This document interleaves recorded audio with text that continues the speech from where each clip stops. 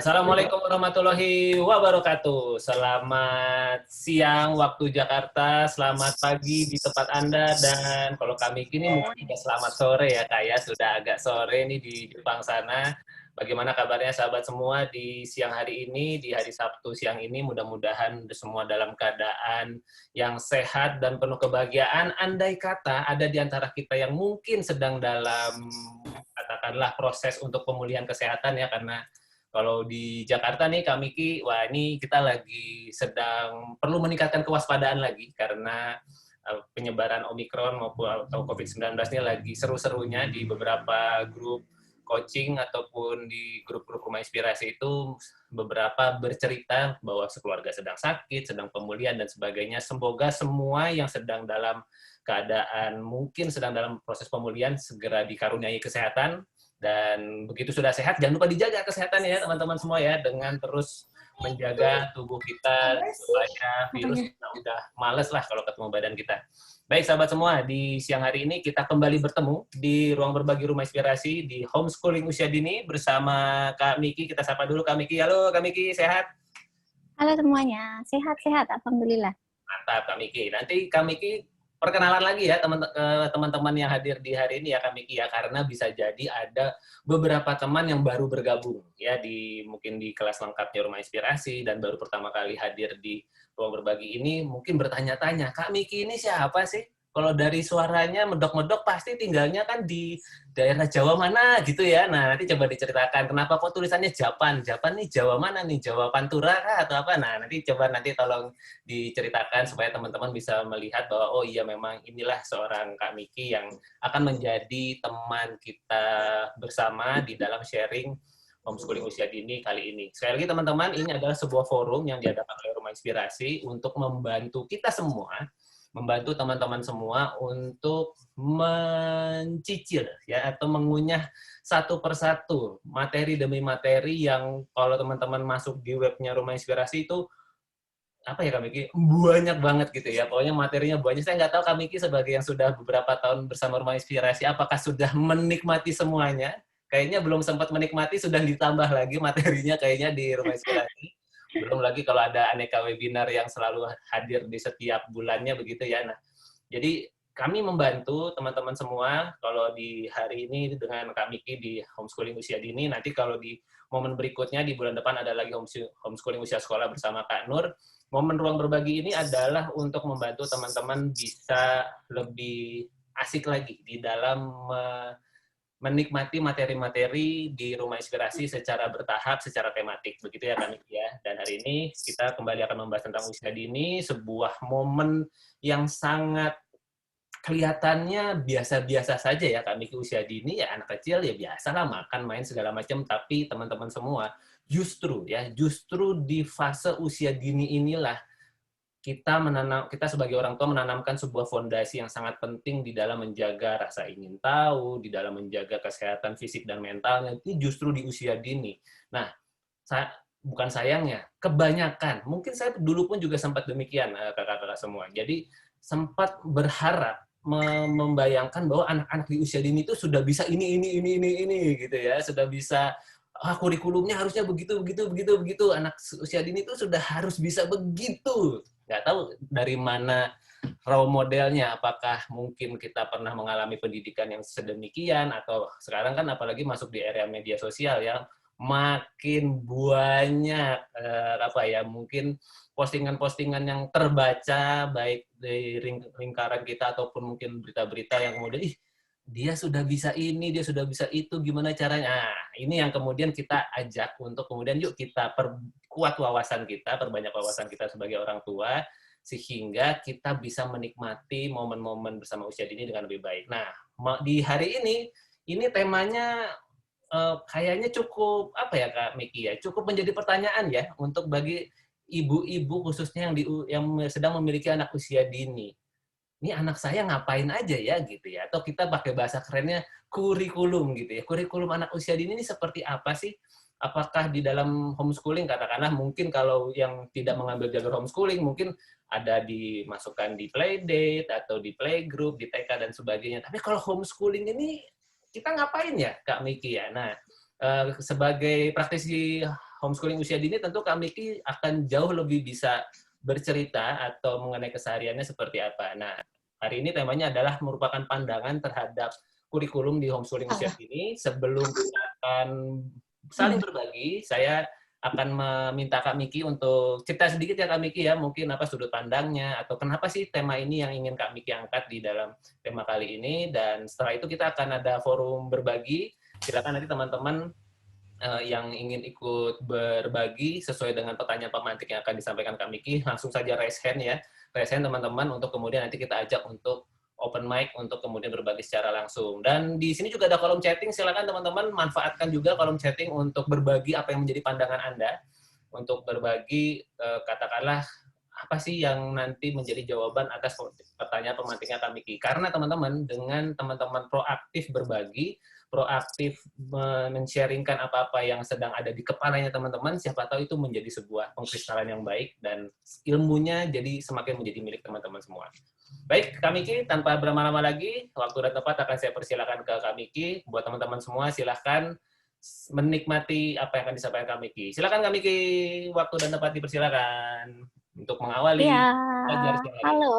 Terima kasih Mas Wahyu. Halo semuanya. Perkenalkan, nama saya Miki. Saat ini saya tinggal di Yokohama, Jepang. Jadi saya ibu dari 2 orang anak balita, laki-laki umur 4 tahun dan perempuan umur 22 bulan. Dan insya Allah beberapa bulan lagi kami akan launching anak ketiga. Mohon doanya ya, biar lancar persalinannya gitu kan.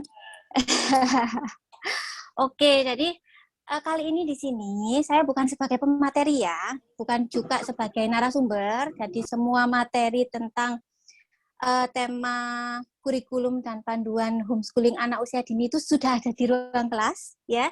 Jadi di sini saya berperan sebagai pemantik diskusi. Kita diskusi bareng-bareng mempertajam dari teori yang sudah ada di dalam ruang kelas itu, kita pertajam lagi gitu ya. Jadi besar harapan kami di sini untuk teman-teman itu saling sharing, saling berbagi agar insight yang didapat makin banyak dan semakin kaya gitu kan.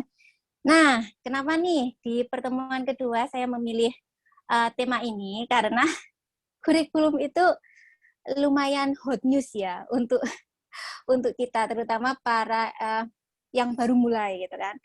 Alasan yang pertama, saya, Mas Wahyu, dan juga teman-teman di sini itu kan produk sekolah ya. Jadi kan kita tahunya itu, oh pendidikan itu ya seperti yang ada di sekolah gitu kan.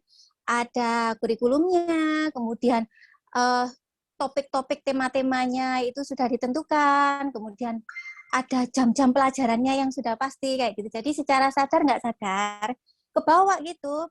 Waktu kita, aduh kalau anak-anak ini nggak dikirim ke sekolah, ngapain aja ya. Jadi udah masuk ke sini, wah sepertinya image-nya itu udah kayak di sekolah gitu kan.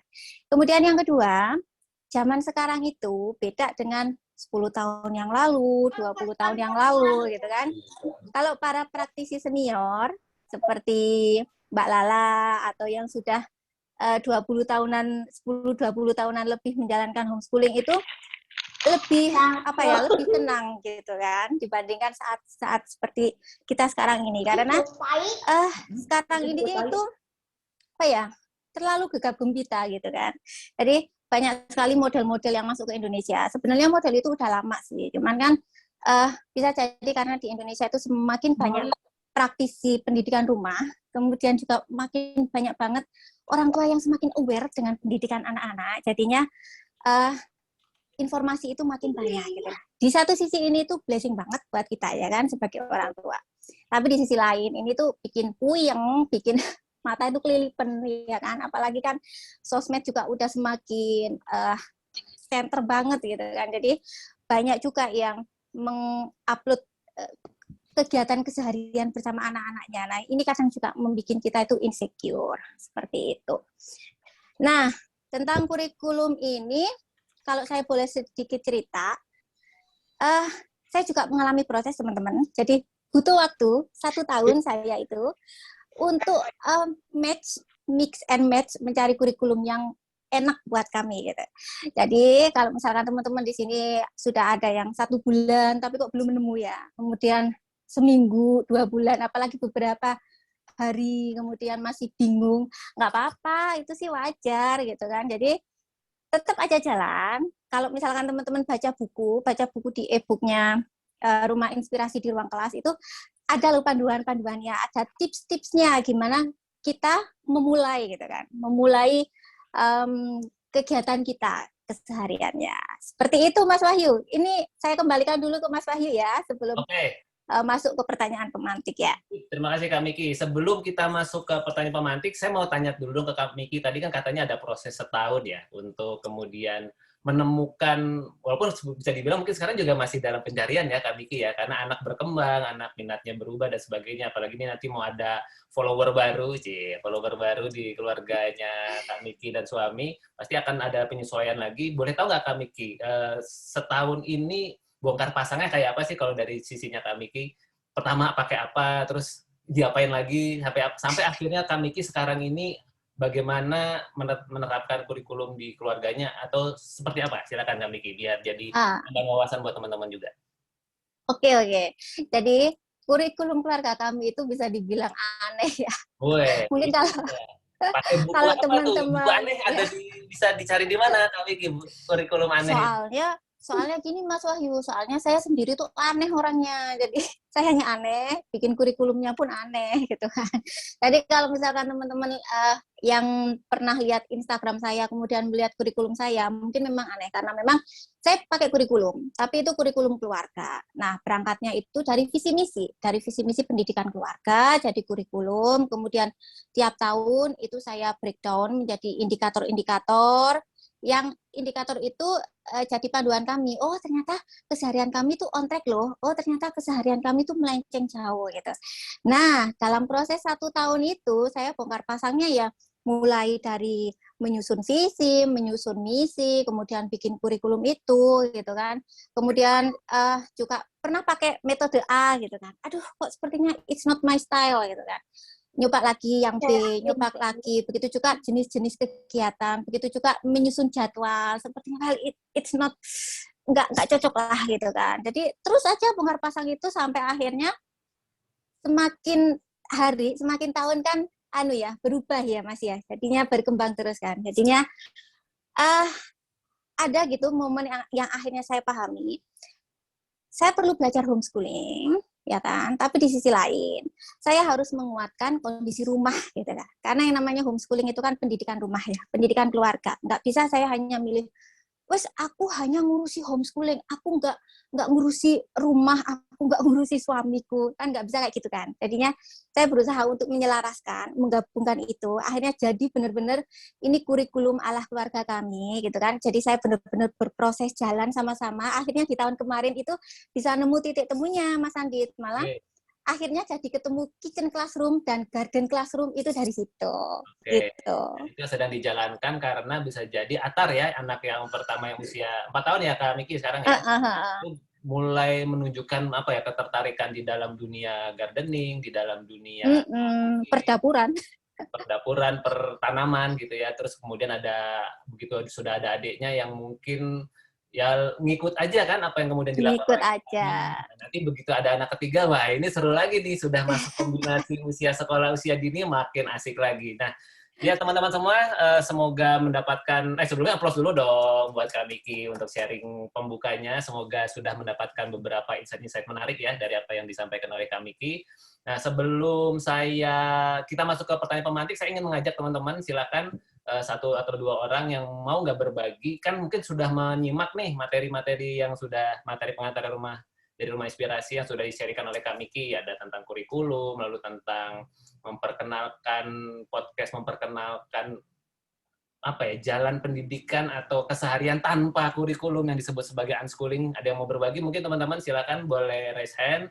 Kira-kira materi apa dari yang disampaikan Mas Aar dan Mbak Lala di e-book dan podcast, boleh yang disampaikan oleh Kak Miki atau mungkin mendapatkan dari sumber lain di Rumah Inspirasi yang terkait dengan kurikulum, ada yang mau di-sharingkan mungkin?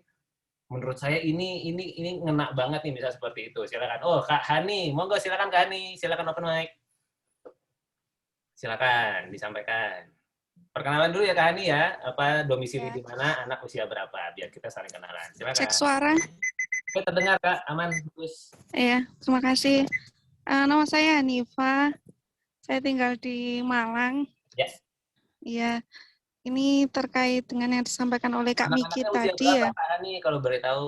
Gimana? Wah, Anak-anaknya anaknya. usia berapa? Anak pertama saya usia 7 tahun. Kebetulan 6 bulan ini memulai praktisi HS. Tapi masih ternyata tantangannya lumayan lah. Gitu. Nah, dari yang disampaikan Kak Miki tadi itu kan kalau kita melihat kurikulum itu kan merupakan acuan ya, acuan dasar kita melangkah gitu kan ya dalam pendidikan gitu. Nah, jalan saya ini tuh kan ternyata nggak mudah juga gitu loh. Kalau tadi disampaikan ada bongkar pasang gitu ya yang dilakukan oleh Kak Miki. Lalu pertanyaan saya itu gimana ya membuat acuannya itu kalau Kak Miki itu maksudnya per mingguan atau gimana itu ya bongkar pasangnya dan maksudnya kan memang ya kita itu beraktivitas dengan anak itu ya bagaimana biar seru gitu ya dalam kesehariannya tanpa kalau saya baca di materi coaching itu kan expect less, stimulate more gitu ya. Betul Gitu. sekali. Tapi tetap sih kalau menurut saya itu harus ada panduan gitu loh. Untuk melangkah itu gitu. Jadi saya jadi terpikir juga kan gimana itu targetnya. Apakah ada evaluasi gitu Kak setiap mingguan atau evaluasinya itu tiap apa gitu. Sehingga akhirnya bisa dievaluasi dari target yang ingin dicapai itu maksudnya itu sehingga tadi Evaluasinya tuh dikatakan pasang, dibongkar, oh ini kayaknya nggak pas deh, dibongkar aja deh. Nah itu gimana itu? Harian mingguan atau gimana ya? menarik Gitu. sekali. Terima Terima kasih kasih. Kak Hani atas insight-nya. Oke, plus dulu dong buat Kak Hani yang lagi, ya gitu tuh homeschooling tuh ya begitu. Belajarnya bisa di mobil kan, belajarnya bisa di mana saja, kapan saja. Ya, ini Kak Hani belajarnya sambil di mobil, mantap. Sebelum dijawab ya Kak Miki, saya kasih kesempatan satu orang lagi. Silakan ada yang mau berbagi insight apa yang teman-teman dapat dari materi-materi yang dipelajari dari materi pengantar, dari e-book, dari podcast, dari video yang di-sharingkan oleh Kak Miki di ruang berbagi kita. Silakan ada yang mau menanggapi, ada yang mau berbagi lagi. Menurut teman-teman, bagian mana yang paling menarik dari pembahasan seputar kurikulum usia dini ini? Silakan, teman-teman. Silakan raise hand ya, supaya kemudian saya bisa undang untuk open mic. Di sini kita juga bisa lihat di kolom chatting juga sudah mulai banyak nih, Kak Miki nih. Ada yang pakai checklist indikator, terus belajar mengikuti kegiatan uminya gitu ya. Sekarang lagi diekspos belajar membaca menulis. Wah, kalau pakai worksheet anaknya lama-lama bosan. Nah, oke, sepertinya belum ada yang mau menanggapi lagi. Silakan berarti langsung dijawab saja Kak Miki. Kak Miki, evaluasi kurikulumnya kan periodenya seperti apa Kak Miki? Karena tadi ada bongkar pasang dan sebagainya. Silakan Kak Miki. Iya, ini sebenarnya pertanyaannya Mbak Hani ini sedikit, tapi insight-nya itu bisa didapat dari pertanyaan pemantik yang nanti akan saya berikan, Mas Wahyu. Jadi nanti ada 5 pertanyaan pemantik. Nah, nanti semoga saja Mbak Hani dapat sedikit insight dari situ. Kalau misalkan belum, nanti di akhir akan saya tambahkan, Mas Wahyu. Berarti kita langsung masuk saja ke pertanyaan pemantik ya, teman-teman semua ya. Oke. Silakan Kak Miki, pertanyaan pemantik yang pertama. Oke, saya mulai dari yang pertama ya, Mas Wahyu. Jadi ini, menurut pandangan teman-teman nih, apa sih fokus utama atau tujuan pendidikan pada anak usia dini? Apakah, anakku sebelum masuk sekolah itu sudah harus bisa baca, karena ini. Aduh, kalau aku ini deh masih fokus ke moral, ke mental. Kalau aku fokusnya ke spiritual. Nah, kalau teman-teman gimana nih? Sekalian, mengapa? Alasannya apa? Gitu. Oke, menarik ini. Silakan teman-teman yang mau berbagi, langsung raise hand saja. Untuk kemudian nanti saya undang, kita beri kesempatan 2 atau 3 orang untuk kemudian menjawab di versi pertanyaan pemantik pertama ini. Wah, sudah ada Kak Listia nih, sudah bergabung. Silakan Kak Listia, monggo open mic. Halo, selamat siang. Selamat siang, perkenalan lagi ya Kak. Aku matiin ya kameranya. Oke. Halo semua, saya Listia. Anak saya 4 tahun dan 2 tahun, dua-duanya laki-laki. Domisili di mana? Kami tinggal di Jakarta. Silakan. Iya, nah. Maaf, kayaknya headsetnya kurang cakep, jadi dicabut aja itunya, si mic-nya, kalau pakai mic. Gimana? apa mic-nya kurang oke nih, apa ada bunyi sound-nya gitu. Oh, wait. Apa ada berebetnya. Apa Sekarang udah? masih Kak, masih bunyi.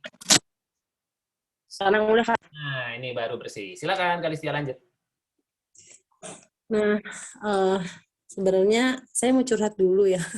Lanjut, Lagi Kak. jenuh banget menghadapi anak-anak belajar sekarang tuh.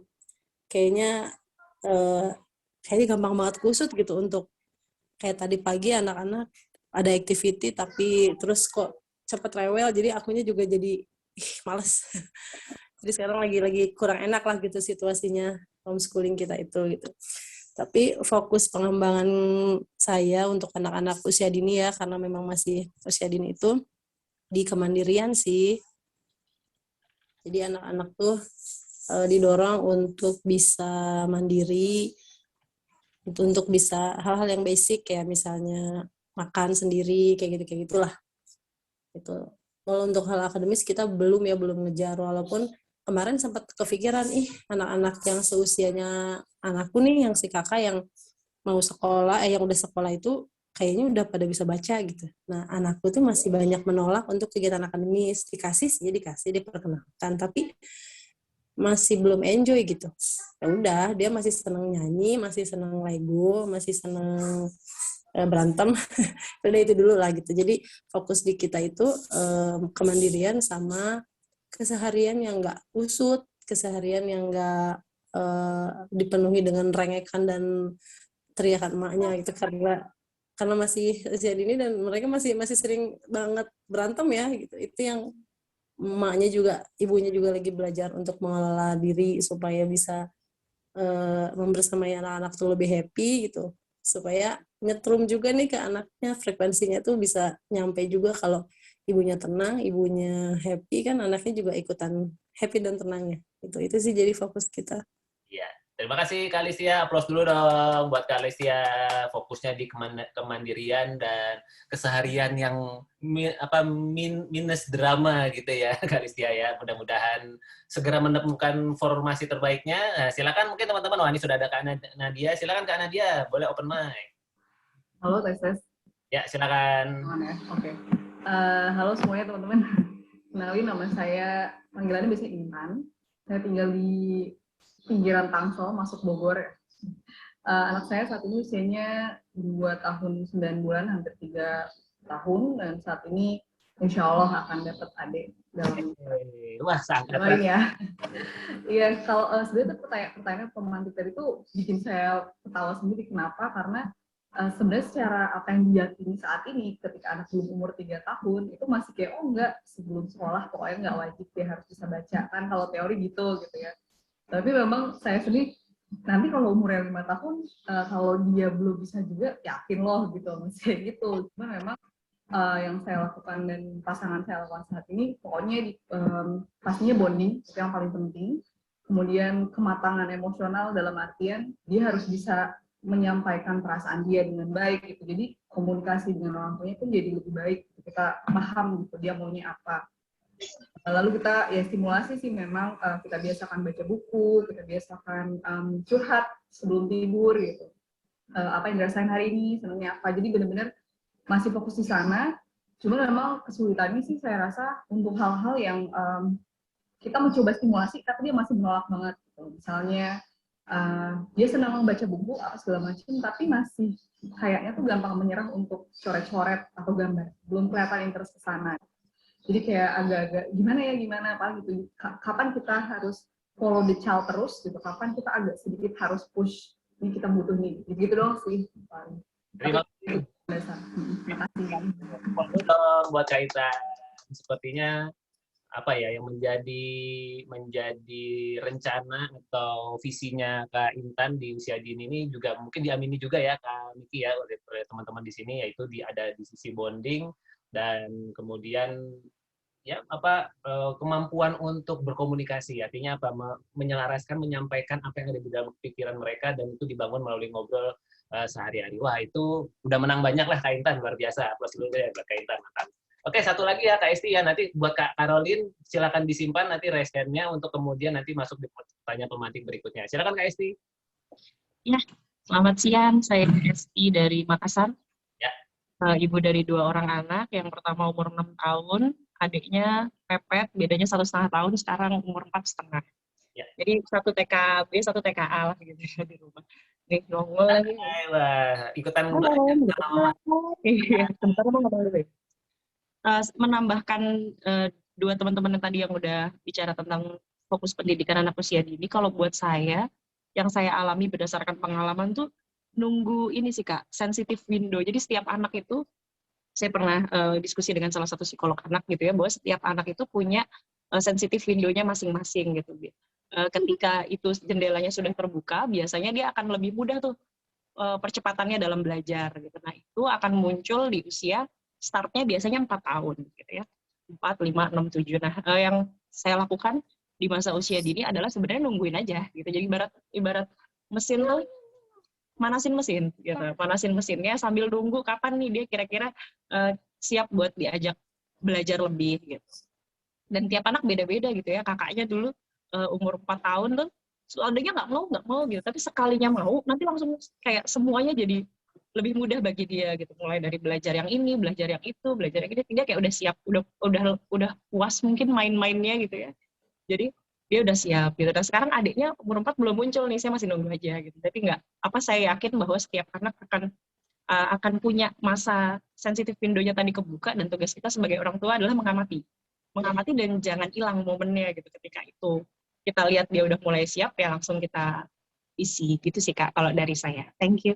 Thank you, applause dong buat Kak Esti. Inilah yang perlu kita miliki ya khususnya buat teman-teman yang khususnya anak usia dini, stok kesabaran yang banyak. Untuk apa? Untuk melakukan pengamatan, untuk menemukan apa tadi Kak Miki? Sensitive Window. Wah, luar biasa. Silakan Kak Miki, mungkin ada yang mau ditanggapi sebelum kita masuk ke pertanyaan pemantik berikutnya. Oke, semuanya terima kasih yang udah berbagi, baik dari kalau saya nyimak penjelasan dari Mbak Esti, kemudian Mbak Intan, sama Mbak Listia ya. Itu tadi fokusnya memang banyak di ini ya, banyak ke value ya. Ya, dan semuanya memang tiap keluarga itu beda, pastinya fokusnya beda, disesuaikan dengan value yang dibawa keluarga. Nah, teman-teman, ini itu kalau misalkan teman-teman baca di e-book ya, di e-book di ruang kelas, itu Mas Aan menyampaikan seperti ini. Kalau kita itu bingung memilih panduan dari mana, panduan itu ada 2 pendekatan. Yang salah satunya adalah pendekatan bottom to up. Jadi yang tadi disampaikan teman-teman itu ini dari bottom to up. Jadi sambil ini ya, saya bacakan sebentar ya. Jadi pendekatan ini itu bersifat lebih praktis. Jadi proses belajarnya itu disederhanakan. Kemudian fokus pada pengasuhan, ya kan, pada parenting dan pada bonding, gitu kan. Kemudian juga sambil terus melihat pertumbuhan anak, nah kayak gitu. Dan ini semua nggak apa-apa, nggak masalah. Iya, karena memang banyak sekali pendekatan, kayak gitu sih ya. Oke, luar biasa. Thank you Kak Miki untuk tanggapannya. Sebelum masuk ke ruang pemantik kedua, pertanyaan pemantik kedua, saya mau mengucapkan mohon maaf ya buat teman-teman yang mungkin menyimak rekaman ini dan Anda adalah bagian dari yang nggak bisa masuk Zoom. Karena apa? Udah 100 orang Kak Miki. Wah, luar biasa nih peminatnya usia dini. Di ruang berbaginya Rumah Inspirasi sudah full seat nih. Ini ada 2 yang keluar, nah mungkin mudah-mudahan masih ada 2 masih punya kesempatan. Oke, jadi buat teman-teman yang mungkin nggak bisa lanjut menyimak, masih ada rekamannya, mudah-mudahan bisa bermanfaat. Silakan, Kak Miki. Pertanyaan berikutnya. Oke, lanjut ke pertanyaan kedua ya. Pada anak usia dini, itu kan terjadi suatu masa periode perkembangan dan pertumbuhan yang pesat gitu, dan tidak terulang kan di dalam fase kehidupan gitu kan. Sehingga banyak orang tua yang menggunakan ini untuk dijadikan acuan dalam menjalankan kesehariannya gitu. Dan ada juga yang dijadikan kurikulum gitu kan. Kalau di dalam e-book itu disampaikan pendekatan ini itu pendekatan ini melalui area perkembangan kayak gitu kan. Nah, kira-kira ada nggak teman-teman di sini yang menggunakan area-area perkembangan itu untuk dijadikan ini panduan? Ya, kalau tadi Mbak Intan sepertinya menggunakan ya. Mungkin ada yang lain bisa diceritakan kayak gitu. Sambil menunggu teman-teman yang mau menanggapi, coba Kak Miki kasih contoh dong. Kak Miki pakai area perkembangan juga nggak sih buat anak-anaknya? Silakan. Biar teman-teman. Wow, kalau saya mah campur. Jadi kalau yang pertanyaan pertama itu pendekatannya lewat value ya kan, ya bonding, kemudian value-value keluarga, kemandirian, moral, kemudian pendekatan yang kedua ini memang area perkembangan ya, seperti motorik, sensorik, kognitif, perkembangan bahasa dan yang lainnya seperti itu ya, semuanya ini saya mix gitu kan. Oke, contoh Kayak deh gitu. Kak Miki, contoh apa? Misalnya aku melihat Atar lagi ke arah sini dan aku melakukan ini, misal begitu. Contoh deh Kak, misalnya apa Kak? Oke, contohnya kayak gini. Saya di kegiatan keseharian kami itu ada yang namanya kitchen classroom ya. Kitchen classroom itu artinya upluk di dapur. Nah, di dalamnya itu ada area perkembangan ini, ya yang motorik, sensorik, kognitif itu. Kemudian di situ juga ada value yang ditanamkan. Jadi sambil cuci piring, saya mengajarkan ini nggak boleh mainan keran ya. Ini air bersih nggak boleh dibuang-buang. Tapi di situ dia itu juga ada pergerakan stimulasi motorik halus dan sensori dan vocab dan kognitif dan lainnya. Wah, oke. Satu lagi deh Kak Miki, aku penasaran karena dengan istilah kitchen classroom ini, apakah Atar dan Madina tahu nggak sih kalau lagi masuk ke kitchen classroom? Misalnya Kak Miki, Ya, kitchen classroom, apakah begitu atau mengalir saja? Tapi Kak Miki sudah bikin pagernya gitu atau bagaimana sih Kak Miki kesehariannya kalau boleh tahu? ya enggak, no, anak-anak nggak Oh, enggak. tahu, ya kan? Ya pastinya itu saya punya tujuan. Tapi anak-anak kan nggak tahu modelnya, nggak ada. Ayo sekarang jam 7 kita waktunya kitchen classroom, enggak. Nah, Jadi itu maksud saya. kayak misalkan saya cuci piring, si Atar lagi asik main, dia lihat saya cuci piring, dia langsung marani gitu. Umi, aku mau cuci piring ya, ikut. Oke, dalam hati, wow, kitchen classroom sedang dimulai. Oke. Gitu. Itu yang saya maksud Kak Miki, karena kan namanya juga mungkin ada beberapa teman-teman yang baru memulai dan sedang ingin menemukan bentuk terbaiknya. Apakah ketika Kak Miki menyebut kitchen classroom, gardening classroom itu apakah kemudian ini sudah waktunya gardening classroom, ayo sini kita ke taman. Apakah seperti itu? Oh, ternyata kan semua mengalir begitu saja, tapi mindsetnya Kak Miki yang sudah memasukkan anak-anak sudah waktunya nih masuk ke garden, ke kitchen dan sebagainya. Silakan teman-teman. Ada yang mau berbagi bagaimana? Oh, Kak Nelly silakan. Yang lain kalau mau berbagi langsung raise hand saja ya. Silakan Kak Nelly. Oke, terima kasih. Apa suara saya terdengar? Ya, agak lebih bersemangat lagi Kak Nelly biar lebih kedengeran. Silakan. Karena masih batuk nih Mas Andito, jadi Oke. Sip. abstrak. Yang Ya, penting jadi- semangatnya nyampe Kak. Lanjut. Ya, Kenalan dulu ya Kak. Ada yang belum kenal sama Kak Nelly soalnya.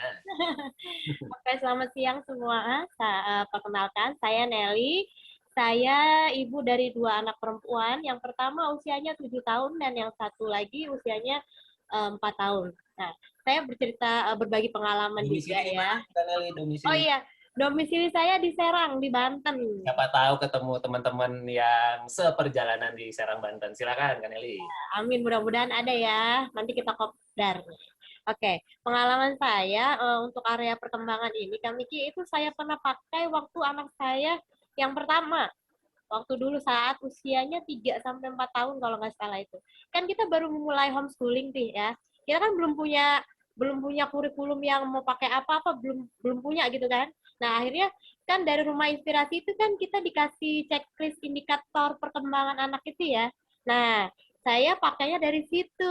Dari situ kan itu udah ada aspek-aspek motorik, sensori, bahasa gitu kan, agama, seni itu udah ada semua di situ. Nah, kalau menurut saya itu kan udah masuk ke area perkembangan yang seperti yang di buku tadi ya. Nah, kami sumber ide-ide kegiatannya itu awalnya dari situ gitu. Nah, waktu anak pertama saya itu setiap bulan saya melakukan checklist to dicek, misalnya kemampuan apa yang sudah dicapai oleh anak saya gitu kan. Saya checklist gitu. Nah, setelah di checklist itu kita lihat, wah ternyata ada misalnya aspek bahasa nih, kayaknya dia lambat nih perkembangannya gitu ya, belum ada yang di checklist nih. Maka biasanya saya catat tuh. Nah, berarti bulan depan atau bulan depan itu saya akan masuk ke, misalnya dia belum bisa menjalankan 3-5 perintah gitu ya, perintah sederhana. Nah, akhirnya saya lingkari, terus saya jadikan ide kegiatan saya gitu. Kalau itu yang pertama. Itu anak pertama saya itu setiap bulan saya saya selalu lakukan penilaian gitu ya. Itu yang pertama. Lalu kalau untuk yang anak yang kedua sekarang, beda lagi pendekatannya Kak Miki. Kalau dulu kan ya dari situ ya, kalau sekarang gini, ada kegiatan apa di kakaknya gitu kan. Nah, anak ini ikutan, nanti setelah kegiatan baru kita nilai tuh aspek apa aja yang sudah bisa dikembangkan, sudah terstimulus kayak gitu Kak Miki. Terima kasih teman-teman, seperti itu ya pengalaman Terima dari kasih, Kak Nelly. keluarga kami. Luar biasa. Ya. Itu dong, Kak Nelly. Nah, selanjutnya sudah ada Kak Karolin nih, Kak Miki. Silakan Kak Karolin, monggo open mic. Perkenalkan, nama saya Karolin. Saya tinggal domisilinya di Bali. Saya punya 2 orang anak, yang satu usia 7 tahun dan yang satu lagi 4 tahun setengah. Kalau untuk saya tuh sangat santai sekali. Jadi saya sangat tidak ada ekspektasi apa-apa dan saya cenderung mengalir aja, saya ikutin anak saya lagi interest-nya apa pada saat itu, dan cenderung lebih plug and play aja sama apa yang kita kerjakan di rumah. Karena kadang kalau kayak kita lagi gardening juga, saya kebetulan suka tanam-tanam dan lain sebagainya. Pertanyaan mereka itu di luar, mereka jauh lebih kreatif dari yang kita bayangkan, dan seringkali pada saat mereka bertanya dan saya tidak bisa menjawab, saya cenderung misalnya, oke, Mami nggak tahu nih jawabannya yang benar yang sekarang ini. Nanti kita cari sama-sama ya, gitu. Apa cari di Google atau cari di mana. Dan saya cenderung, anak saya itu, gimana ya cara jelasinnya. Jadi sumber pengetahuan, sumber knowledge sekarang itu kan banyak sekali. Dan mereka saya ajarkan untuk bisa mengakses itu semua secara ada batasannya ya. Misalnya kalau mau cari informasi tentang ini begini, di sini cari informasi begini, termasuk seperti Google Voice. Misalnya mereka mau cari apapun. Nah, pada saat mereka kakak udah mulai bisa baca, pada saat dia membaca sesuatu atau mendengar sesuatu dan tidak paham, dia akan coba tanya ke saya lagi gitu. Jadi kalau pendekatan saya, adik karena 4 tahun dia masih senang loncat-loncat dan lain sebagainya, masih kurang interest dengan belajar dan lain sebagainya, saya cenderung losin aja, dibebasin. Itu aja sih pendekatan saya, jadi mengalir aja untuk saat ini. Itu, terima kasih. Kak Karolin, applause dulu dong. Iya. Kak Karolin. Silakan Kak Miki, langsung boleh ditanggapi. Oke. Ke... Keren semuanya. Kalau mendengar dari ceritanya Kak Karolin sama Kak Nelly ya, kalau Kak Karolin itu memang mengalir, tapi melibatkan anak pada kegiatannya Kak Karolin ya. Kak Karolin suka gardening, kemudian anak ikut, walaupun tanpa direncanakan. Dapatnya buahnya, ya kan Kak ya? Dapatnya buahnya, karena memang pada dasarnya anak kan rasa pengetahuannya banyak. Itu, kalaupun dibikin checklist, di luar dari checklist yang dibuat, ya, yang didapat itu. Kemudian yang didapatkan dari Kak Nelly itu juga bagus banget. Memang di rumah inspirasi, di ruang kelas itu ada checklist indikator yang banyak juga. Ada juga loh teman-teman, contoh kurikulum dari UK, dari California, dari Australia.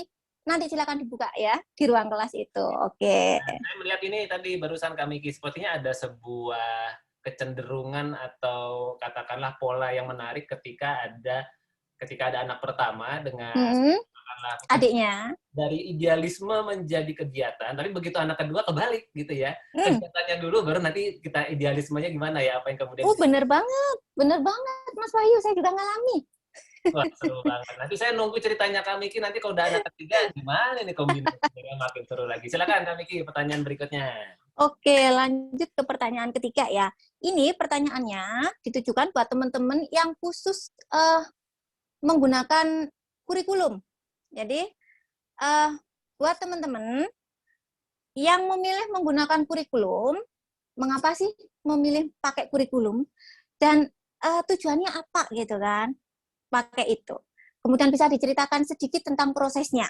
Ya, silakan teman-teman. Ada yang merasa sudah aku pakai kurikulum ini nih, dan ini yang kurasakan, ini yang terjadi sama anak-anak dan sebagainya. Silakan raise hand teman-teman untuk yang mau berbagi secara langsung.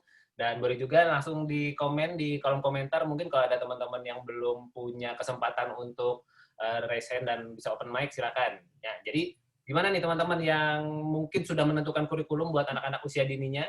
Atau mungkin kalau sampai tidak ada yang nanggapi, jangan-jangan ini sudah pada baca e-booknya Rumah Inspirasi nih. Akhirnya udah deh, kita kurikulumnya santai saja gitu ya. Jadi tidak ada kurikulum tertentu, UK atau apalah segala macam, tapi kita punya kurikulum. Kalau pakai kurikulumnya Kak Miki kan tadi namanya kurikulum aneh. Nggak tahu tuh aneh itu dari buku yang mana gitu ya. Namanya kurikulum aneh gitu. Nah, sambil menunggu teman-teman, mungkin Kak Miki boleh bercerita salah satu atau perjalanan kurikulumnya, mungkin 1 atau 2 kurikulum yang dijalani mungkin Kak Miki, sambil nunggu teman-teman. Oke, jadi kan kami tuh punya misi ya, Mas Wahyu ya. Misinya itu menyiapkan anak-anak untuk ini, yang laki-laki itu jadi suami dan jadi bapak. Kemudian anak perempuan jadi istri dan jadi ibu. Itu Kak Miki dibayangkan seperti itu, anaknya akan jadi suami dan bapak. Luar biasa. Nah, itu akhirnya saya breakdown jadi kurikulum. Salah satunya kan banyak kan. Salah satunya adalah kurikulum keterampilan dasar. Nah, kurikulum keterampilan dasar itu isinya ada 22 item. 10 item saya ambil dari ruang kelasnya Rumah Inspirasi yang berjudul 10 keterampilan dasar. Kemudian yang sisanya saya ambil dari ICT, ini juga dari webinarnya Rumah Inspirasi tahun 2019 yang judulnya apa ya itu dulu waktu itu, lupa saya. Ya, judulnya salah satunya itu, tapi sekarang udah nggak ada, cuman udah dilebur ke kelas pembelajar mandiri kalau nggak salah kan. Nah, kayak gitu. Jadi isinya apa? Value, kebanyakan value di situ. Gitu, makanya rada aneh kan? Ya, sip. Dan sepertinya pertanyaan pemantik ketiga ini tidak ada yang terpantik, Kak Miki. Kalau gitu, Kak Nelly mau melengkapi. Silakan Kak Nelly. Mungkin ada mau cerita seputar kurikulum yang dijalani. Monggo. Nggak apa-apa ya teman-teman, aku lagi. Boleh. Biar ramai, silakan. Jadi kalau ditanya pakai kurikulum nggak, pakai, tapi kurikulumnya nggak kurikulum yang A atau menurut ahli A enggak, tapi sama kayak Kak Miki, saya campur-campur gitu ya, campur-campur. Dilihat dari visi misi dari pendidikan keluarga kami. Nah itu yang pertama, kalau kami tuh berupaya untuk bisa mengantarkan anak-anak kita untuk mendapatkan pendidikan yang terbaik gitu kan, sesuai fitrah yang diberikan oleh Allah Subhanahu wa taala kepada anak-anak kita. Nah, mengapa sih saya perlu menetapkan kurikulum? Karena menurut saya kalau kita punya kurikulum itu kita tuh punya landasan gitu. Punya landasan, nanti pendidikan keluarga kita itu akan dibawa ke arah mana gitu. Jalannya seperti apa gitu. Lalu yang kedua, itu membuat saya tenang gitu, karena saya sudah punya ya tadi checklist itu ya Mbak ya, checklist itu usia segini anaknya udah bisa apa aja gitu kan, keterampilan apa yang harus saya stimulus gitu. Nah fungsinya seperti itu kalau menurut saya ya kurikulumnya. Nah berangkat dari visi itu, maka saya mengumpulkan beberapa materi. Yang pertama itu sama seperti Kak Miki, sumbernya yang pertama itu 10 keterampilan dasar yang ada di kelas. Yang kedua, tadi yang keterampilan abad 21, Mbak Miki. Kita kan satu kelas ya. keterampilan abad 21. Lalu yang ini, yang selanjutnya itu saya ambil berdasarkan kurikulum kita itu memacu pada,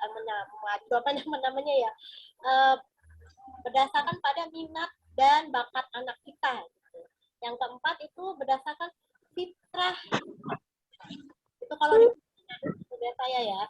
Nah, awalnya itu jadi pertama sebelum terciptanya kurikulum itu, tentu saja kita ikut kelas, ada berbagai ide teman-teman itu kan ada yang pertama itu kan ada yang berdasarkan ahli itu ya, yang kayak Montessori, ya kan, Charlotte Mason gitu. Nah, saya cari-cari informasinya dulu tuh. Dulu tertarik banget sama Montessori. Wah, kayaknya asik banget sih, anak-anak cocok banget gitu ya. Pas udah mendalami materinya gitu kan, udah tahu lebih dalam, aduh, kayaknya berat banget itu. Akhirnya ya udahlah, lewat dulu deh, singkirin dulu gitu kan. Tapi kita tetap ambil yang prinsip-prinsip yang cocok di keluarga kita gitu ya. Lalu yang kedua, saya baca buku yang membuat saya jatuh cinta itu adalah fitrah best education itu, yang karya Ustaz Harisanta Ustaz itu. Nah dari situ tuh saya seperti bukan hanya mendapatkan kurikulum untuk usia dini aja, tapi untuk nanti sampai ke depannya gitu, keluarga kami akan, anak-anak kami akan mencapai apa tuh sudah ada di situ. Jadi sayanya akhirnya, oh iya ternyata visi pendidikan kita tuh harusnya dikembalikan lagi. Tujuan manusia diciptakan di dunia ini itu apa, dan masukkanlah ke situ. Gitu ya. Jadi udah jadi, kalau mau pokoknya campur-campur lah, kalau ditanya kurikulumnya apa ya udahlah campur-campur lah gitu ya Kak Miki ya. Oke, terima kasih Kak Nelly. Aplaus dulu dong buat Kak Nelly dan teman-teman semua. Ini kita semua ya campur-campur sih. Pokoknya jarang banget menemui sebuah keluarga yang betul-betul Montessori banget atau Charlotte Mason banget. Enggak, pasti akan ada hal-hal yang disesuaikan dengan kebutuhan. Oke, kita masuk ke pertanyaan pematik berikutnya ya. Kak Nur, nanti kalau bisa diikutkan langsung di pematik yang berikutnya saja ya Kak Nur ya. Oke, silakan Kak Miki pertanyaan selanjutnya. Oke, ini pertanyaan selanjutnya ini untuk teman-teman atau keluarga yang memilih tidak menggunakan kurikulum, ya kan? Wah, rame Jadi, mengapa dan kira-kira prosesnya bagaimana? Manfaat yang dirasakan itu apa? Tadi sih sedikit Kak Caroline udah menyinggung ya. Jadi itu tadi mengalir, sepertinya rasanya flow banget dan menyenangkan gitu yang bisa saya tangkap. Nah, mungkin ada teman-teman lain yang mau berbagi. Silakan teman-teman yang tidak pakai kurikulum. Oh nih ada Kak Alfi ya, benar berarti ya Kak Alfi ya. Silakan Kak Alfi, silakan open mic. Yup, ini pakai HP suami Kak. HP saya lagi error ini. Coba kita kenalan lagi. Filna. Saya Filna dari Samarinda. Oke. Anak 3. Yang pertama usia jelang 7 tahun, yang kedua jelang 4 tahun, yang ketiga jalan 5 bulan ya. Ya. Silakan Kak. Jadi memang awalnya yang kakak pertama udah bongkar pasang itu kurikulum dari yang kurikulum yang pertama gitu ya, pakai yang 5 area segala macam, tapi ternyata emaknya nggak bisa. Sebenarnya emaknya nggak sanggup kayaknya. Lalu kemudian hampir 1 tahun berjalan, akhirnya kita coba untuk mengalir dan menanyakan kegiatan yang mereka sukai. Jadi setiap malam sebelum tidur itu ditanyain, besok kita mau ngapain ya? Gitu. Dan kita biasa khususkan hari Jumat itu biasa ada kegiatan yang kemudian bareng-bareng, yang kemudian itu bisa mendebar manfaat segala macam. Jadi kita berpikirnya ya udah jalan gitu. Satu hari itu ada kegiatan yang kemudian dilakukan bersama atas kesepakatan bersama, tapi emaknya tetap tepat ada sasaran gitu. Tetap ada sasaran yang kemudian tetap ada target kepada anak-anak diselingi dengan kegiatan sehari-hari yang kemudian mereka inginkan. Kadang kita udah nyusun planning, orang tuanya udah nyusun planning, tapi anaknya nggak mood gitu. Akhirnya kita coba untuk beralih kepada kegiatan yang lain gitu. Walaupun setiap bulannya kita punya target, saya sama suami setiap bulannya kita, untuk anak yang pertama apa, yang kedua apa gitu ya, yang ketiga apa gitu. Tapi itu tadi disesuaikan dengan yang mereka sukai gitu. Kadang ya gitu, sudah kita nyusun, anaknya nggak mau, emaknya maksa, kan juga jadi akhirnya konslet. Dua-duanya konslet, anaknya konslet, mamanya konslet gitu. Ya. Jadi menyesuaikan dengan keinginan anak. Oke. Gitu sih Kak. Terima kasih Kak Filna, plus dulu dong. Jadi di sini faktor ngobrolnya, faktor evaluasinya, faktor melibatkan anak di dalam menentukan kegiatan apa yang akan dilakukan di kemudian hari menjadi fondasi utama di keluarga Kak Filna ya. Terima kasih Kak Filna sudah berbagi. Silakan Kak Nia. Halo, perkenalkan nama saya Nia, saya dari Bandung, usia anak saya 7 tahun. Kalau saya sampai saat ini belum pakai kurikulum. Jadi dulu tuh saya sempat, bukan dulu sih, tahun lalu kayaknya, sempat tertarik pakai Charlotte Mason. Dan sampai sekarang juga sebenarnya kayak ini value-nya bagus ya gitu, sempat ikut kelasnya juga dan kayak tertarik banget. Terus nyari tahu. Tapi ternyata kalau kurikulum ini yang kalaupun kita lihat ini value-nya bagus ya, terus keren ya, kayaknya bisa ya gitu. Tapi ternyata kalau misalnya budaya di keluarganya ternyata beda dengan yang diajarkan itu ternyata susah gitu. Jadi sampai sekarang sih kami masih bongkar pasang kegiatan dan belum pakai kurikulum yang saklek banget gitu. Sebenarnya masih mencari gitu. Tapi dari kejadian kemarin itu ternyata belajar, kalaupun misalnya kayak Charlotte Mason itu kan kayak dia kuat di literasi ya. Tapi di keluarga kami itu literasi yang sebegitunya itu nggak ada gitu. Ternyata susah juga gitu. Yang sebegitunya gitu ya. Ternyata susah juga, memang ternyata yang pertama harus dipertimbangkan itu adalah value keluarga dulu gitu, barulah kita mencari yang lain-lainnya itu gitu. Gitu aja. Terima kasih. Kak Nia, aplaus dulu dong buat Kak Nia.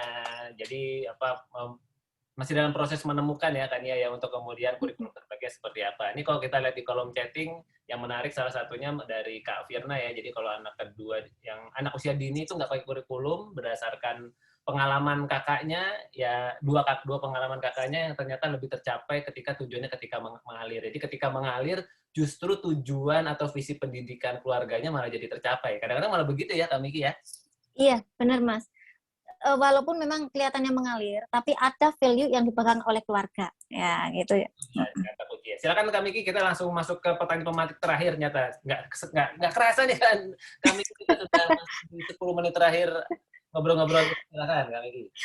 Oke, kalau ini pertanyaan terakhir ya. Jadi kan banyak banget kan kurikulum di luaran itu. Seperti yang tadi teman-teman sampaikan, ada CM, Charlotte Mason, Waldorf, Reggio Emilia, kemudian juga dan lainnya kayak gitu. Nah, kalau teman-teman nih, ya kan, memilih panduan itu seperti apa gitu kan? Maksudnya teman-teman bisa cerita enggak? Gitu. Kalau disampaikan Mas Aar itu, kalau kita mau memilih panduan di tengah kebingungan banyaknya kurikulum, itu yang pertama bisa dengan melihat value keluarga yang pertama. Kemudian yang kedua itu bisa juga ini melihat pilihan-pilihan yang ada. Jadi dilihat dulu semacam kurikulumnya itu, kemudian kira-kira yang kitanya cocok, yang mana. Jadi jangan sampai memberatkan kita seperti yang tadi disampaikan Mbak Nia. Kemudian yang ketiga itu memilih yang paling sesuai. Nah, kalau teman-teman gimana? Tadi Mbak Nia tadi sudah sedikit menyampaikan, mungkin ada teman-teman yang lain yang mau menyampaikan? Monggo silakan teman-teman. Jadi di dalam merumuskan gitu ya Kak Nelly ya. Kak Miki merumuskan kurikulum, teman-teman melakukan apa sih di dalam kesehariannya? Apakah atau belajarnya dari mana, atau apa yang teman-teman lakukan sehingga kemudian aku mau coba kurikulum yang ini ya. Karena kan kalau mau bongkar pasang kita perlu harus tahu dulu kan Kak Miki mau pasang apa gitu kan. Kan kalau yang bongkar kan gampang. Terus mau pasang apa setelah dibongkar, guys? Apa teman-teman apa yang dilakukan di dalam kesehariannya, di dalam proses belajarnya? Apa sih yang teman-teman lakukan untuk menentukan kurikulum selanjutnya atau next step-nya apa? Silakan. Yang mau berbagi boleh langsung raise hand saja atau kemudian tuliskan di kolom chatting juga boleh. Kalau Kak Miki sendiri gimana Kak? Apa yang Kak Miki lakukan di dalam proses bongkar pasang ini? Bongkar pasang? Oke, ini sekalian menjawab pertanyaannya Mbak Heni. Yang pertama tadi yang bingung itu. Iya, sebenarnya hampir sama juga seperti yang disampaikan oleh Mbak Nia sama Mbak Firna, ya kan, pernah mengalami bongkar pasang. Jadi yang pertama itu disesuaikan dengan value. Karena memang ada salah satu metode itu sepertinya bagus banget, tapi ternyata nggak cocok dengan value. Akhirnya dibongkar lagi. Kemudian yang kedua, dilihat dari kesanggupan saya. Maksudnya itu kan saya sebagai ini kan, penanggung jawab keseharian. Yang bagus banget. Betul. Itu keren sekali ya. Yang melaksanakan ya. Betul, keren banget. Si Atar juga keren. Si Atar juga merasa enjoy. Tapi ternyata it's not my style, bukan style saya gitu kan. Jadinya ya saya bongkar lagi cari yang lain. Pokoknya anak enjoy, saya pun nggak keberatan, value keluarga nggak ditabrak. Gitu. Luar biasa. Thank you Kak Miki sudah menambahkan insight lagi. Silakan Kak Nani mau berbagi apa yang Kak Nani lakukan di dalam proses menuju menemukan kurikulum terbaik atau keseharian terbaik untuk anak-anaknya. Silakan. Baik, terima kasih Kak Dito atas kesempatannya. Sebenarnya sama sih dengan Kak Miki tadi. Dulu Kak Nani, mohon. Oh iya. Mohon maaf sebelumnya. Kenalkan nama saya Nani, saya dari Pasuruan. Anak saya umur 6 tahun. Ya. Dulu awal-awal saya pernah belajar semua kurikulum mulai dari Montessori, kemudian Charlotte Mason dan sebagainya. Kemudian dicobakan ke anak, tapi ternyata anak itu seperti merasa tertekan gitu, nggak cocok, nggak enjoy banget gitu. Akhirnya kami memutuskan untuk tidak menggunakan kurikulum. Bukan tidak menggunakan kurikulum sama sekali sih, tapi lebih menyesuaikan kurikulum dengan value keluarga kami. Salah satu contohnya yaitu literasi. Jadi setiap hari misalkan kita membacakan buku minimal 10 menit, kemudian ngobrol, kemudian anak diminta untuk bercerita. Jadi kita misalkan itu membuat buku pop-up bersama, kemudian nanti anak akan menceritakan pop-up yang diceritakan itu isinya seperti apa. Dan saya juga ikut menemani proses belajar anak, jadi kita bikin-bikin bersama. Dan untuk hasilnya alhamdulillah dari satu aspek tadi itu yang dirasakan itu sangat banyak kan itu, karena bukan hanya dari segi bahasa, tapi juga dari kemandirian anak, kemudian dari empatinya, dan itu bukan dari keluarga saya sebenarnya yang merasakan sekali. Jadi ketika anak saya itu bermain bersama temannya, kemudian ngobrol dengan tetangga itu sampai bilang, anaknya kok bisa berani seperti itu, ngomongnya kok umur 6 tahun udah seperti ini gitu. Jadi yang kami rasakan itu benar-benar, wah ternyata manfaatnya tuh luar biasa ketika kita menggunakan metode belajar yang ternyata anak-anak itu enjoy. Kemudian kadang-kadang kita juga berjalan-jalan seminggu sekali begitu Mas Andito. Saya biarkan anak saya bermain, dan itu anak saya itu bermain di taman misalkan dengan teman-teman yang dia tidak kenal sama sekali. Ternyata dia berani untuk mengobrol dengan anak yang sebaya, menyapa begitu. Jadi kita lihat, oh ternyata kemandiriannya juga, keberaniannya juga sudah cukup terlihat di situ. Jadi itu yang kami rasakan dengan menggunakan metode yang menurut kami sesuai dengan keluarga kami. Itu saja, terima kasih. Oke, terima kasih Kak Nani. Aplaus dulu dong buat Kak Nani ya. Ternyata ketika kenyamanan, maksudnya orang tuanya nyaman, anaknya nyaman, ternyata ada faktor-faktor atau checklist-checklist yang ternyata seperti seakan-akan melompat. Mungkin begitu ya Kak Miki ya, dirasakan mungkin buat teman-teman yang anaknya usia dini, ketika orang tuanya santai, anaknya santai, ternyata hal-hal yang tadinya kayaknya gue bisa dapat nih di sini, tapi ternyata malah kemudian didapat, mungkin nggak kerasa prosesnya, tapi tiba-tiba dapat. Karena yang dibangun adalah fondasi atau value keluarganya. Ini ada Kak Yuli juga mau berbagi. Silakan Kak Yuli, silakan. Monggo open mic Kak Yuli. Ya, perkenalkan nama saya Ibu Yuli Pujiati. Saya ibu dari 5 orang anak yang homeschooling 1 berusia 5 tahun 8 bulan. Masalah kurikulum saya sebelum-sebelumnya belum mengenal apa itu kurikulum itu.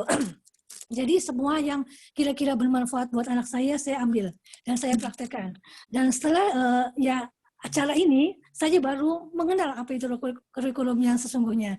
Dan dari yang saya dapatkan yang melalui Mas Aan, melalui video atau podcast atau ibunya, menyimpulkan bahwa tidak ada satu panduan yang diacu, maka jadinya saya memilih yang sesuai dengan nilai-nilai keluarga saya aja. Jadi sekarang ini, jadi pokoknya kira-kira yang bisa mengarah ke nilai-nilai keluarga saya, maka saya akan terapkan. Begitu, Mbak. Waalaikumsalam. Waalaikumsalam warahmatullahi wabarakatuh. Aplaus dulu dong buat Kak Yuli, luar biasa. Kak Yuli domisili di mana sih Kak? Sampai lupa kenalan tadi. Tasikmalaya. Tasikmalaya. Maksudnya siapa tahu di sini ada teman-teman yang asal Tasikmalaya dan sekitarnya tuh, ada praktisi homeschooling 5 anak, walaupun yang paling kecil ya Kak, yang kemudian diterapkan homeschoolingnya. Dan tak terasa teman-teman sekarang sudah pukul 14 waktu Indonesia Barat, masih bertahan 97 orang di ruang kelas ini, luar biasa. Silakan Kak Miki sebagai penutup closing statement dari belajar kita siang hari ini, silakan. Oke, terima kasih. Tadi saya mau kasih kesimpulan dulu. Kesimpulannya seperti ini teman-teman. Saya mengutip dari apa yang disampaikan Mas Aar yang ada di dalam podcast yang juga ada di dalam e-book, disampaikan seperti ini gitu. Homeschool itu kan customized education ya. Jadi memang tiap keluarga itu beda-beda gitu kan ya. Caranya, panduannya, kurikulum yang dipakai itu berbeda dan tidak ada yang benar apa salah karena semuanya tergantung value keluarga. Nah, sambil mencari kecocokan titik temu yang titik paling nyaman banget di dalam keluarga itu untuk memilih panduan, ya orang tua jalan aja. Maksudnya jalan aja itu bisa menggunakan value, ya selama nggak haram, selama nggak melanggar undang-undang, anak melakukan ABC bisa jalan, atau bisa pakai pendekatan yang aspek perkembangan itu tadi. Jadi kegiatan anak-anak tetap jalan, kemudian orang tua juga terus sambil belajar mencari titik kenyamanan yang paling enak dalam keluarga untuk dapat itu tadi mau pakai kurikulum apa enggak, mau pakai panduan ABC itu nanti itu jalan dua-duanya gitu. Baik Kak Miki, jadi titik tengahnya adalah teman-teman kalau yang boleh saya simpulkan lagi dari apa yang disampaikan Kak Miki, kesehariannya jalan, terus orang tuanya juga harus jalan belajarnya. Belajar, bener. Karena kalau yang satunya jalan orang tuanya nggak belajar, di sini terus nih dia nggak geser-geser nih, nggak akan menemukan penyesuaian sebagaimana yang kita harapkan. Jadi orang tuanya pastikan bertumbuh dan pastikan anaknya juga tetap terjaga, setidaknya kebutuhan dasarnya, kesehariannya dan sebagainya, sambil orang tuanya terus belajar. Mudah-mudahan forum-forum ini bisa mengoptimalkan ya di dalam proses belajar teman-teman. Semoga bisa membantu, dan kalau tadi ada kakak-kakak yang mengatakan waktunya kurang, justru sengaja dibikin kurang. Biar apa? Biar fokus, kemudian belajar, kemudian teman-teman bisa berbagi dan mendapatkan manfaat sebanyak-banyaknya dari sharing siang ini. Close dulu deh buat Kak Miki dan teman-teman yang sudah berbagi, luar biasa. 94 orang masih bertahan di ruang Zoom kali ini, dan sebelum mengakhiri saya ingin mengajak Mbak Lala yang kayaknya tadi menyimak ya sharing-sharing dari teman-teman di hari ini. Silakan Mbak Lala, ada tanggapan apa dari yang disampaikan teman-teman semua? Ya, Kak Miki terima kasih banyak. Aduh, Bumil cantik sekali hari ini. Saya tuh rasanya, wah, curang nih teman-teman. Dulu waktu anak saya kecil gak punya teman saya. Berapa tahun yang lalu anak kecil pada kemana ini? Pada belum nikah kali ya, pada masih SMA kali ya, SMP. Jangan.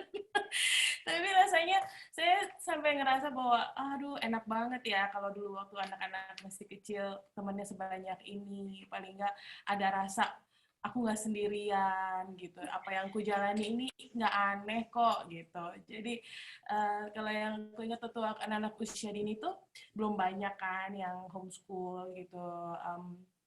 Dan untungnya sih waktu itu nggak ada media sosial, jadi tidak terintimidasi juga. Misalnya di media sosial sekolah anu anakku nggak sekolah gitu kan, mungkin rasanya gimana gitu. Jadi ada untungnya juga sih nggak ada media sosial untuk anak kecil gitu, nggak terintimidasi dengan aneka kurikulum Instagramable yang cakep-cakep yang saya mungkin nggak sanggup, pengen tapi nggak sanggup. Bukan kurikulum yang jelek, saya aja yang nggak sanggup itu tadi.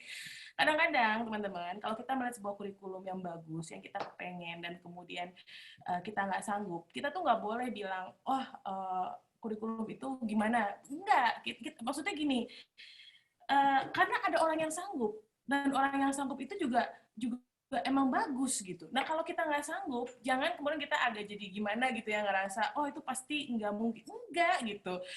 Kita belum nemu aja jodoh kita gitu. Dan itu nggak apa-apa gitu. Kalau misalnya kita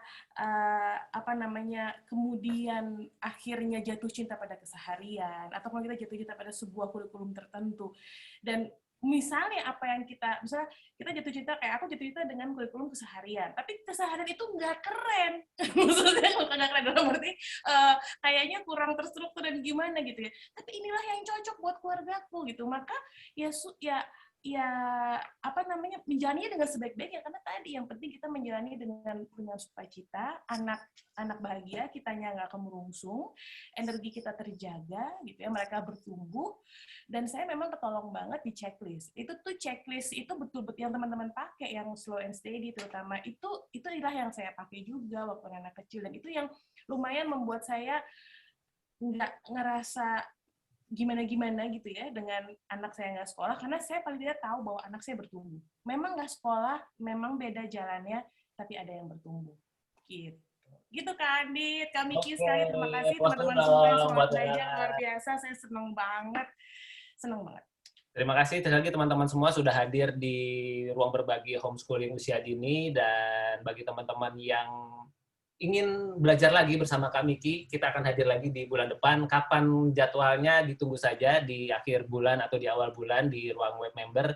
Silakan jadwalnya Anda lihat di sana. Dan besok ada Kak Andit, besok jam 4. Justru itu tadi yang merasa waktunya kurang. Nah, besok akan ada momen lagi, momen sharing lagi, momen Parents Club Rumah Inspirasi yang hanya bisa diikuti oleh teman-teman peserta coaching dan kelas Kak lengkap. Arvin mungkin bisa upload nggak itunya biar terlihat ada ininya kan judulnya seberapa waras kamu.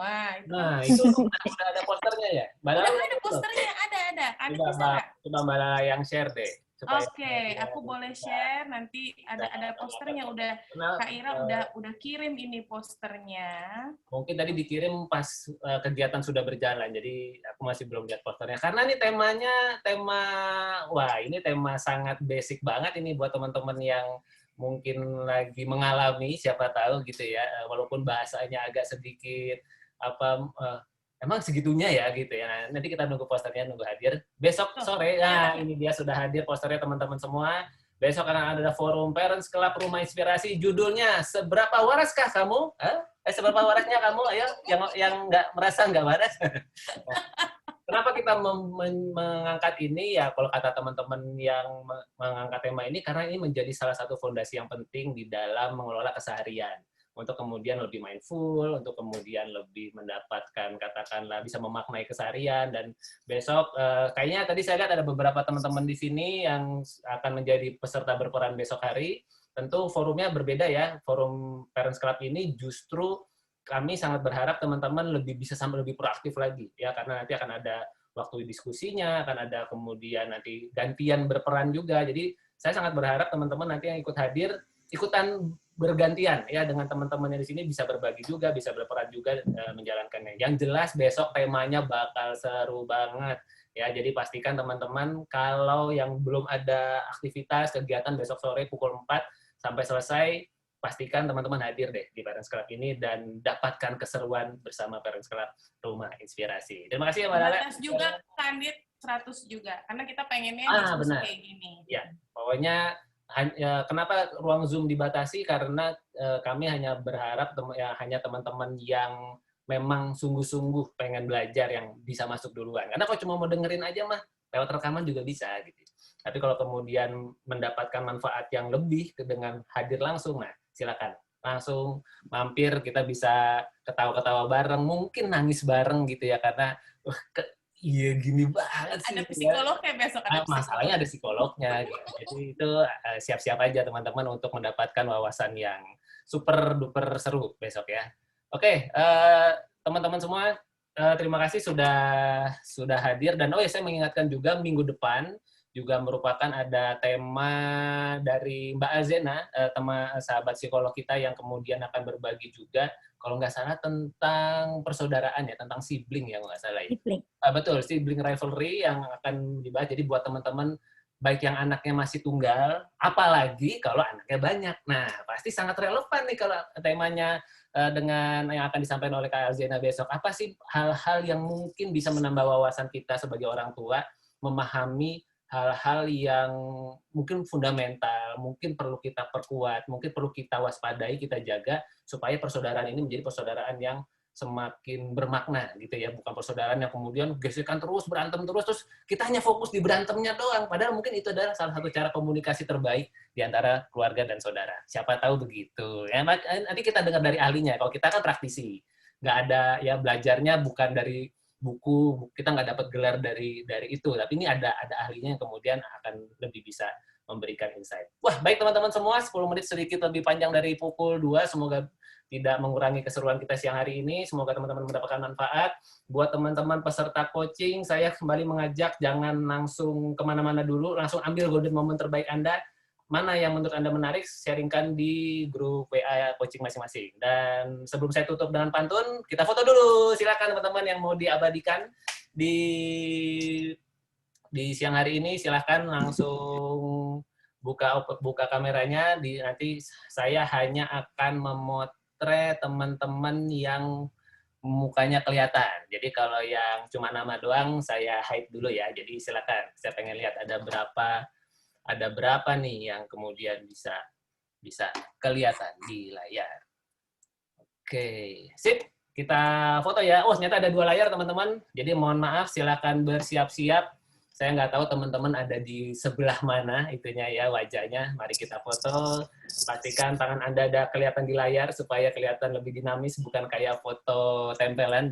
Foto tempelan. Mari kita mulai. Foto pertama, layar pertama, 3, 2, 1, cekrek.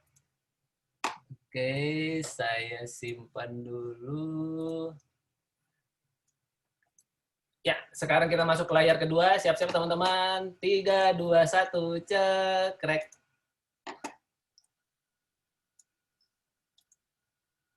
Iya, oke. Aplaus dulu saya lagi buat teman-teman semua yang hadir di siang hari ini. Semoga mendapatkan manfaat. Saya tutup dengan pantun. Jalan-jalan ke hutan Caruban. Jalan bergoyang membuat kepala menjadi labil. Homeschooling adalah pilihan, Anda bukan korban. Silakan tentukan kurikulum apa yang ingin diambil. Sampai kita ketemu di sharing homeschooling usia dini selanjutnya. Sehat-sehat semuanya. Assalamualaikum warahmatullahi wabarakatuh. Terima kasih Kak, Dr. Kati. Terima kasih semuanya.